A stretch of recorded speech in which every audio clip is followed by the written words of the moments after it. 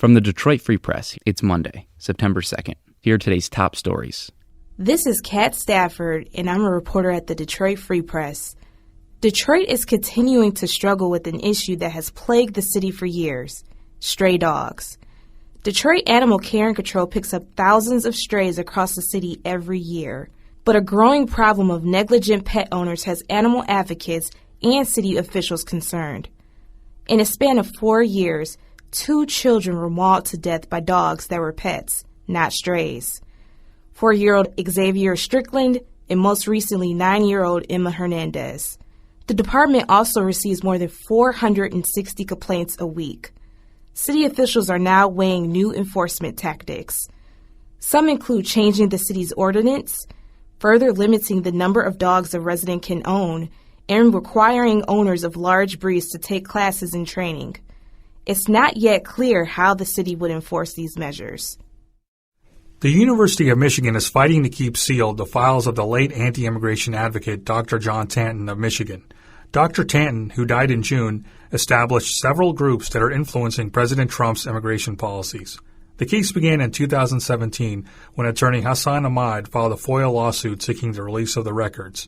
In July, the university's attorneys appealed the case to the Michigan Supreme Court after the Michigan Court of Appeals ruled in June against U of M. The university argues that it's important for public universities to honor agreements with the donors of records.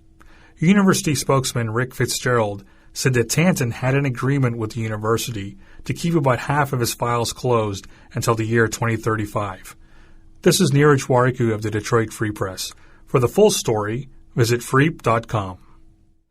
A little all-terrain vehicle that looks a lot like a World War II Jeep could be the first step to an Indian automaker creating a couple of thousand factory jobs in Flint. The Roxor ATV is the beginning of Mahindra Automotive's plan to become a big deal in the United States. This is Detroit Free Press auto critic Mark Phelan reporting. The Roxor looks a lot like a World War II Jeep because Mahindra signed a licensing agreement to build Jeeps in 1947. I recently drove Roxors on a Michigan farm. They're cute, capable little vehicles with 4-wheel drive and a 3,500-pound towing capacity.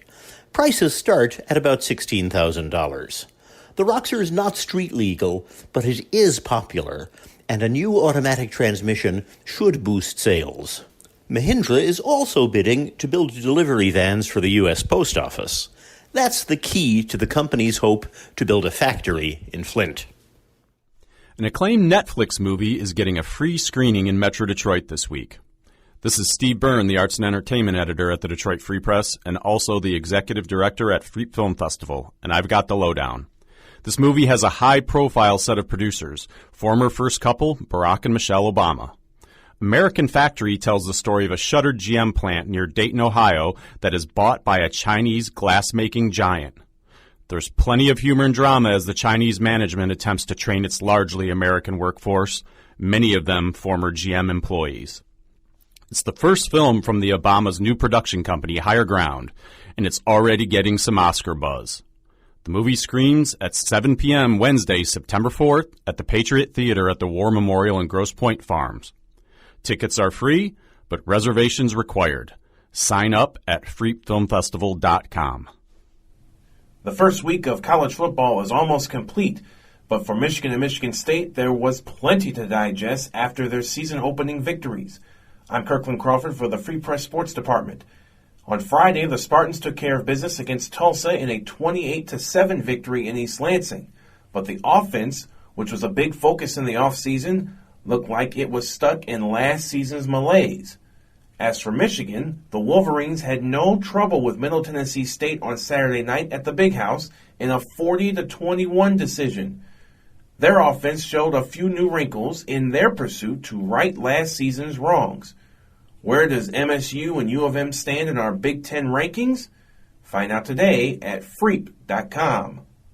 For more stories from the Detroit Free Press, be sure to check out freep.com. That's FREEP.com. And sign up for the Daily Briefing newsletter. See you tomorrow.